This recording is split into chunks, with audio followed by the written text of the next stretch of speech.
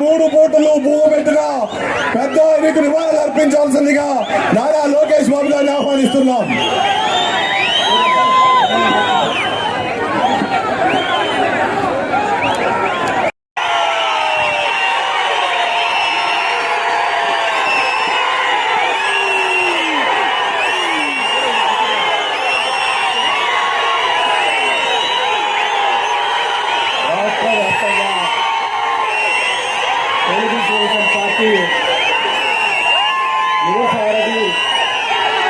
Telugu Desam party భవిష్యత్తు నాయకులు గౌరవనీయులు నారా లోకేష్ బాబు గారు మొదలుపెట్టి నారా లోకేష్ బాబు గారికి అదేవిధంగా వేదిక మీద ఉన్నటువంటి పెద్దలు జిల్లా పరిశీలకులు కోవెలమూడి రవీంద్రనాథ్ గారికి అదేవిధంగా మనం ఒకసారి ఆలోచన చేసుకుంటే 4 సంవత్సరాల 8 నెలల వెనక్కి వెళ్తే అసలు తెలుగుదేశం పార్టీ ఉంటుందా అనే స్థాయి నుంచి ఈ రోజు తెలుగుదేశం పార్టీ గెలుస్తుందనే స్థాయికి తీసుకొచ్చినటువంటి ఘనత మీకే దక్కుతున్నది సందర్భంగా తెలియజేస్తున్నాను. ఈ మాట ఎందుకంటానంటే ఎవరున్నారో ఎవరు పోయారో తెలియనటువంటి పరిస్థితుల్లో ప్రయాణం మొదలుపెట్టాం 4 సంవత్సరాల 8 నెలల క్రితం.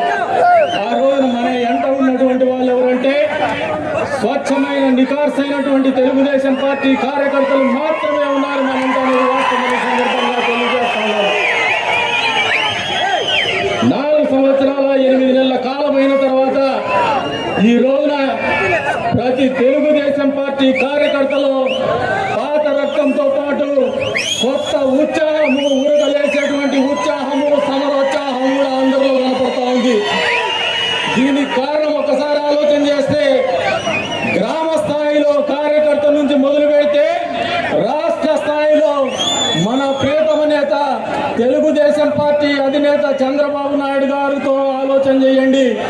అదే రకంగా ఆయన కుమారుడు భవిష్యత్తు తెలుగుదేశం పార్టీ ఆశాకిరణం నారా లోకేష్ గారి గురించి ఆలోచన చేయండి.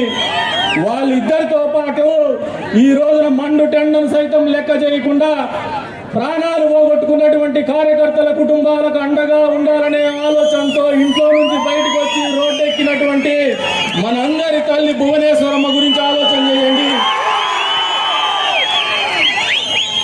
ఈ పరిస్థితులు ఈ రాష్ట్రంలో ఎందుకు వచ్చినాయో మనకందరికీ తెలుసు. ఒక రాక్షసుడు అధికారం లేకొస్తే ఏ రకమైనటువంటి పరిపాలన అందిస్తాడో 4 సంవత్సరాల 8 నెలలుగా మనమందరం కూడా రుచి చూస్తూనే ఉన్నాం, రగిలిపోతానే ఉన్నాం అనేది వాస్తవం. ఈ సందర్భంగా తెలియజేస్తా ఉన్నాను. మీరు ఒకసారి పరిపాలన గురించి ఆలోచన చేయండి. ఇదే కదిరి నియోజకవర్గంలో అనంతపురం జిల్లాలో స్వర్గీయ నందమూరి తారక రామారావు గారి మానస పుత్రిక అయినటువంటి హంద్రి నీవా సుజల స్రవంతి ఏమాత్రం కూడా నదీ జలాలు అనేది ఎప్పుడు కూడా చూడనటువంటి ఈ ప్రాంతానికి నదీ జలాలు తీసుకొచ్చి మన కళని సాకారం చేసినటువంటి ఘనత గత ప్రభుత్వంలో చంద్రబాబు నాయుడు గారికి మాత్రమే దక్కుతుంది అనేది వాస్తవం మనం మీరందరూ గమనించుకోవాలి. అంతేకాదు ఈ రాష్ట్రంలో ఎక్కడా లేనటువంటి అతిపెద్ద పరిశ్రమ అయినటువంటి కియాని కూడా అనంతపురం జిల్లాకు తీసుకొచ్చి మన ప్రాంతంలో ఉన్నటువంటి నిరుద్యోగ యువతకు కావచ్చు, పారిశ్రామికవేత్తలకు కావచ్చు, వ్యాపారస్తులకు కావచ్చు, అన్ని రకాలుగా ఆదాయ వనరులు కావచ్చు, ఉపాధి కావచ్చు కల్పించినటువంటి ఘనత చంద్రబాబు నాయుడు గారికే మాత్రమే దక్కుతున్నది. ఆ తెలుగుదేశం ప్రభుత్వానికి మాత్రమే దక్కుతున్నది వాస్తవం అని మీకు అందరికీ కూడా తెలుసని చెప్పి కూడా ఈ సందర్భంగా గుర్తు చేస్తా ఉన్నాను. ఇవన్నీ ఎందుకు గుర్తు చేస్తా ఉన్నానంటే ఇన్ని రకాలుగా ఈ ప్రాంతానికి అభివృద్ధికి పాటుపడినటువంటి ప్రభుత్వాన్ని మనము గత ఎన్నికల సందర్భంగా ఇచ్చినటువంటి ఫలితం ఏందనేది ఒక్కసారి అందరూ కూడా మళ్ళొక్కసారి ఆలోచన చేసుకోమంటా ఉన్నాను. దీంట్లో చరిత్రహీనులుగా మనమే మిగిలిపోతాం. చివరికి ఈసారి తెలుగుదేశం పార్టీకి పూర్వ వైభవం తీసుకురాకపోతే అని చెప్పేసి కూడా మనం అందరూ గుర్తిరగాలని చెప్పేసి సందర్భంగా తెలియజేస్తాం. ఇన్ని రకాలుగా అనంతపురం జిల్లాకు చేదోడు వాదోడుగా ఉన్నటువంటి ప్రభుత్వం చరిత్రలో ఎప్పుడైనా ఏ ప్రభుత్వం అన్నా ఉందంటే అది నిస్సందేహంగా తెలుగుదేశం ప్రభుత్వం మాత్రమే. చంద్రబాబు నాయుడు గారు మాత్రమే ఈ అనంతపురం జిల్లాకి అంతో ఇంతో మంచి చేసినటువంటి నాయకుడు అని చెప్పేసి కూడా మనమందరూ గ్రహించాలని చెప్పేసి కూడా ఈ సందర్భంగా తెలియజేస్తా ఉన్నాను. ఇంత పెద్ద ఎత్తున మన జీవితాల్లో మార్పు తెచ్చినటువంటి ప్రభుత్వం గతంలో ఎప్పుడైనా ఉందా ఆలోచన చేసుకోమంటున్నాను. ఈ 4 సంవత్సరాల 8 నెలల కాలంలో మన నియోజకవర్గంలో ఒక్కసారి మన పరిస్థితులు ఆలోచన చేసుకోమని తెలుగుదేశం పార్టీ కార్యకర్తలందరూ కూడా తెలియజెప్తా ఉన్నాను. మహిళలు కూడా రోడ్డెక్కేసి విచక్షణ రహితంగా ఒక పోలీస్ అధికారి ఒక అధికార పార్టీకి కొమ్ము కాసేటువంటి ప్రయత్నంలో భాగంగా లాఠీ చార్జ్ చేస్తే దాటి దెబ్బలు తిన్నటువంటి మహిళలు మీ ప్రయాస వృధా కాదని చెప్పేసి కూడా ఈ వేదిక మీద నుంచి కోరుతా ఉన్నాను. వచ్చినటువంటి కార్యకర్తలు కూడా ఆ లాఠీ దెబ్బల్ని గుర్తు తెచ్చుకోమని చెప్పేసి కోరుతా ఉన్నాను. దాదాపు ఈ నియోజకవర్గంలో గత 4 సంవత్సరాల 8 నెలలుగా నాతో పాటు దాదాపు 18 నుంచి 30 కేసులు పెట్టించుకున్నటువంటి కార్యకర్తలు చాలా మంది ఉన్నారు. ఇక్కడ వేల సంఖ్యలో వందల సంఖ్యలో ఉన్నారు. ఎందుకు పెట్టించుకున్నారంటే ఎక్కడో దొమ్మి చేసావు, దోపిడీ చేసావు, దొంగతనం చేసావు కాదు. ప్రజల సమస్యల పట్ల తెలుగుదేశం పార్టీ కార్యకర్తలను కాపాడుకునేటువంటి క్రమంలో చేసినటువంటి పోరాటాలే ఇవన్నీ కూడా అని ఈ సందర్భంగా మీరు అందరూ మళ్ళొక్కసారి తెలియజేసుకోమంటున్నాను. మరి ఇన్ని రకాలుగా పోరాటం చేసినటువంటి 4 సంవత్సరాల 8 నెలల మన పోరాటం అంతిమ దశకు చేరుకున్నటువంటి పరిస్థితులు కూడా మీరు అర్థం చేసుకోమని చెప్పేసి కోరుతా ఉన్నాను. ఈ రోజున ఈ శంఖారావం కార్యక్రమం ముఖ్య ఉద్దేశం ఏంటంటే గతంలో మాదిరిగా ఎన్నికలు నిర్వహించుకునేటువంటి పరిస్థితులు లేవు. గత ఎన్నికల సందర్భంగా మనం చేసినటువంటి తప్పిదం మన నియోజకవర్గాన్ని ఆలోచన చేస్తే ఎన్నికల సందర్భంగా మనకు గ్రామ కమిటీలు లేవు, మండల కమిటీలు లేవు, బూత్ కమిటీలు లేవు. ఏ రకంగా కమిటీలు లేకుండా ఎన్నికలు నిర్వహించుకుంటే మనము ఓడిపోయినటువంటి పరిస్థితుల్లో 27,800 ఓట్లతో ఓడిపోయినటువంటి పరిస్థితులు కడుపులో మంటను రగిల్చినాయి ప్రతి తెలుగుదేశం పార్టీ కార్యకర్తలు అనేది నేను చెప్తాను.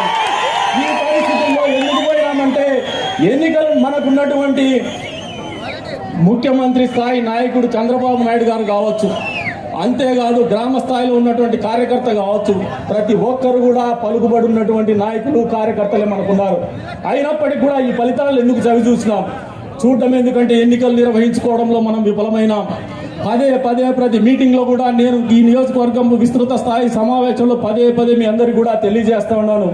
ఎన్నికలు నిర్వహించుకోవడం అనేది ఒక శాస్త్రీయ పద్ధతిగా తయారైనటువంటి పరిస్థితులు మనం అందరూ కూడా అవగాహన చేసుకోవాలా, ఆకలింపు చేసుకోవాలా, ఆచరణలో పెట్టాల్సినటువంటి అవసరం కూడా ఉందని చెప్పేసి కూడా ఈ సందర్భంగా మీ అందరికీ కూడా తెలియజేస్తున్నాను. గతంలో మాదిరిగానే ఈ రోజున సాంకేతికత అనేది ప్రతి మనిషి జీవితంలో ఒక భాగమైనటువంటి పరిస్థితులు, ఎన్నికల్లో కూడా సాంకేతికత అనేది ఒక భాగమైందనేది విస్మరించొద్దని చెప్పేసి మీ అందరినీ కూడా కోరుతా ఉన్నాను.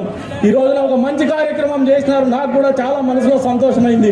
నాకే తెలియకుండానే బ్రహ్మాండమైనటువంటి బాగా పనిచేసినటువంటి కార్యకర్తని తీసుకొచ్చి ఎయిర్ కండిషన్ రూమ్ లో కూర్చోబెట్టి గౌరవించినటువంటి నారా లోకేష్ గారికి ఈ కదిరి నియోజకవర్గ తెలుగుదేశం పార్టీ కార్యకర్తల తరఫున మనస్ఫూర్తిగా ధన్యవాదాలు తెలుపుతాను, అభినందిస్తాను. ఇటువంటి ఆలోచన మనకు కావాలా? నాయకులు వస్తుంటారు, పోతుంటారు. నాయకులు శాశ్వతం కాదు, వ్యవస్థ శాశ్వతం, పార్టీ శాశ్వతం, సమాజం శాశ్వతం, ఊరు శాశ్వతం, ఊర్లో ప్రజలు శాశ్వతం, వాళ్ళ భవిష్యత్తు శాశ్వతం.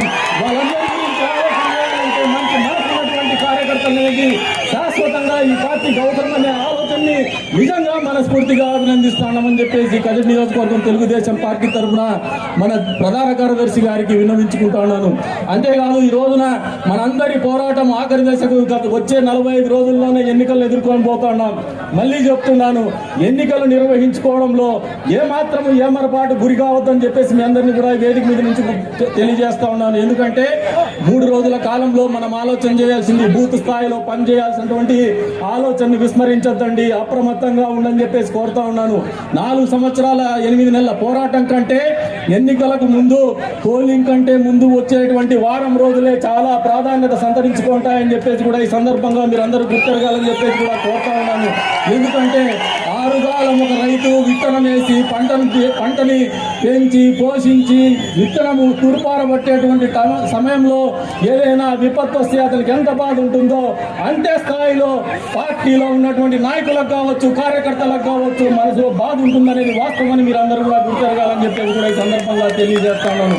మరి ఈ రోజున ఇంత మండు టెండను కూడా లెక్క చేయకుండా మొక్కవోని చిత్తశుద్ధితో తెలుగుదేశం పార్టీ ఇచ్చినటువంటి పిలుపు మేరకు మీరందరూ కూడా మనస్ఫూర్తిగా ఏ మాత్రం ఆశించకుండా అంకిత భావంతో పార్టీని మళ్ళీ పునర్వైభవం తీసుకురావాలా, కదిరి నియోజకవర్గంలో తెలుగుదేశం పార్టీని గెలిపించాలా, తద్వారా ఈ రాష్ట్రంలో మళ్ళీ చంద్రబాబు చంద్రబాబు నాయుడు గారిని ముఖ్యమంత్రిని చేయాలా, తెలుగుదేశం పార్టీని అధికారంలో తీసుకురావాలా. తద్వారా గడిచిన 4 సంవత్సరాల 8 నెలల కాలంలో ఈ రాష్ట్రంలో పెచ్చుమీరిపోయినటువంటి దుష్ట పరిపాలనని అంతమొందించాలనే ఆలోచనని మరింత మెరుగులు దిద్దుతూ మరింత సమరోత్సాహంతో ముందుకు పోదామని చెప్పేసి మీ అందరినీ కూడా పిలిపిస్తూ ఈ అవకాశం కల్పించిన మీ అందరికీ పేరు పేరుగా ధన్యవాదాలు తెలుపుతూ సెలవు తీసుకుంటున్నాను. జై